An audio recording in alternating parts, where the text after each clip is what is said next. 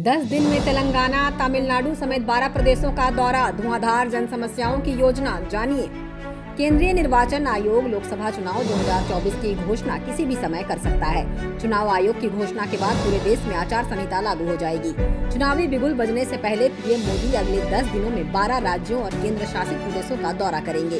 खबरों के मुताबिक पीएम मोदी 29 कार्यक्रमों में शामिल हो सकते हैं। प्रधानमंत्री के भावी कार्यक्रमों के बारे में अधिकारियों ने बताया कि पीएम मोदी तेलंगाना, तमिलनाडु, ओडिशा, पश्चिम बंगाल, बिहार, जम्मू कश्मीर, असम, अरुणाचल प्रदेश, उत्तर प्रदेश, गुजरात और राजस्थान का दौरा करेंगे। पीएम मोदी राष्ट्रीय राजधानी दिल्ली में भी एक कार्यक्रम में शामिल होंगे।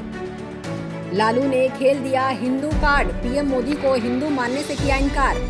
भारतीय जनता पार्टी अब तक हिंदू कार्ड खेलने के लिए जानी जाती रही है और प्रधानमंत्री नरेंद्र मोदी को सनातन धर्म का संरक्षक बताती रही है। लेकिन राष्ट्रीय जनता दल के राष्ट्रीय अध्यक्ष लालू प्रसाद यादव ने दोनों मोर्चों पर अब लड़ाई छेड़ दी है। रविवार को पटना के गांधी मैदान में महागठबंधन की जन विश्वास महारैली को संबोधित करते हुए लालू ने कहा कि पीएम मोदी तो हिंदू ही नहीं है। उन्होंने उदाहरण देते हुए कहा कि कोई हिंदू यह काम नहीं कर सकता जो पीएम मोदी ने किया है। उन्होंने पीएम मोदी की पारिवारिक जिंदगी पर भी हमला बोला। शनिवार को पीएम मोदी बिहार में आए थे तो उन्होंने बिना नाम लिए परिवारवाद के बहाने लालू प्रसाद पर हमला बोला था। ब्लू सफायर मॉल में बड़ा हादसा, ग्रिल गिरने से 2 लोगों की हुई मौत। दिल्ली से सटे ग्रेटर नोएडा वेस्ट में दर्दनाक हादसा हुआ है।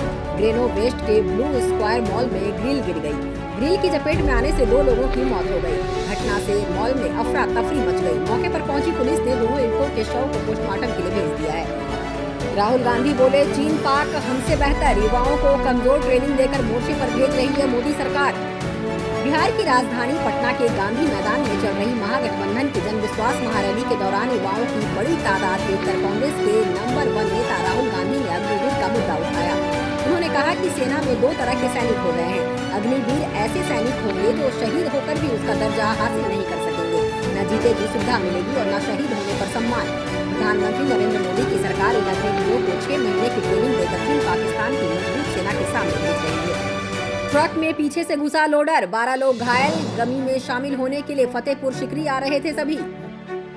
उत्तर प्रदेश के आगरा में रविवार को एक लोडर पीछे से ट्रक में घुस गया। हादसे में 1 दर्जन लोग घायल हो गए। घटना से मौके पर चीख पुकार मच गई। हादसा देख आसपास के लोग भागकर पहुंचे।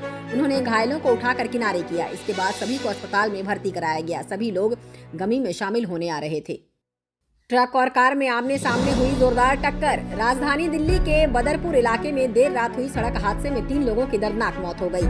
3 अभी हॉस्पिटल में भर्ती हैं, जबकि एक शख्स की हालत चिंताजनक बनी हुई है। सभी घायल और मृतक फरीदाबाद में रिसेप्शन पार्टी अटेंड करके देर रात दिल्ली लौट रहे थे। उसी समय यह हादसा हुआ है। पिता ने कुल्हाड़ी से काट कर की युवती की हत्या।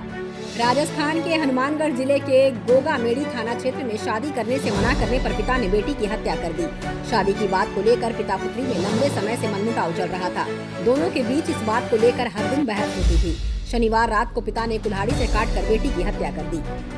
तेल के बिना भी दोनों देशों का व्यापार $100 अरब पहुंचाने का लक्ष्य, इन सेक्टर्स में है संभावनाएं। भारत और संयुक्त अरब अमीरात के बीच 2030 तक $100 अरब अमेरिकी डॉलर के गैर तेल व्यापार का लक्ष्य महत्वाकांक्षी है, लेकिन इसे हासिल किया जा सकता है, ये कहना है भारतीय उद्योग परिसंघ के अध्यक्ष आर दिनेश का। उन्होंने कहा कि दोनों देशों के बीच कपड़ा, आभूषण और फार्मा जैसे क्षेत्रों में व्यापार बढ़ाने की अपार संभावनाएं हैं। आर दिनेश ने कहा कि दोनों देशों के बीच मई 2022 में लागू हुए मुक्त व्यापार समझौते के चलते द्विपक्षीय व्यापार और निवेश में बढ़ोतरी हुई है। उनकी जरूरत नहीं है। खुद को सर्वोपरि समझने वाले खिलाड़ियों को सुनील गावस्कर का सख्त संदेश। भारत बनाम इंग्लैंड सीरीज कई मायनों में रोहित शर्मा एंड कंपनी के लिए एक एसिड टेस्ट थी। न केवल यह भारत के सामने एक ऐसी टीम की प्रतिद्वंदिता थी जिसने पिछले कुछ वर्षों में अपने रास्ते में आने वाली लगभग हर टीम के खिलाफ जीत हासिल की थी, बल्कि टीम इंडिया खुद भी कुछ सीनियर खिलाड़ी की गैर मौजूदगी झेल रही थी। विराट कोहली, मोहम्मद शमी विभिन्न कारणों से पूरी सीरीज में नहीं खेल पाए, जबकि चोट और खराब फॉर्म ने कुछ अन्य बड़े नामों की टीम से बाहर कर दिया।